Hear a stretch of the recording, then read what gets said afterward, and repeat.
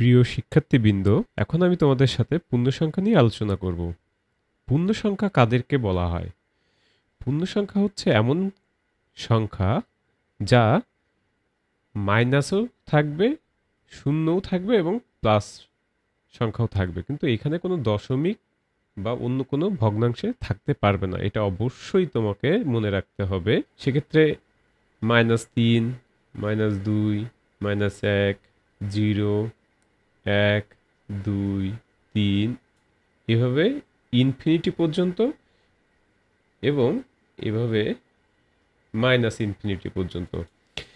সংক্ষেপে যদি আমি মনে রাখতে চাই, সেক্ষেত্রে আমরা সংখ্যা রেখায় গ্রাফের সাহায্যে মনে রাখতে পারি। সেটা হচ্ছে এমন, আমি যদি এইটাকে দেখি সংখ্যা রেখার 0 পয়েন্ট, তো এই দিকে সবই হচ্ছে প্লাস আর এইদিকে হচ্ছে সব মাইনাস সংখ্যা। তো পূর্ণ সংখ্যা হচ্ছে সেই সকল সংখ্যা যা মাইনাস আকারেও থাকবে, শূন্য সহ প্লাস আকারেও থাকবে, এটা ইনফিনিটি পর্যন্ত।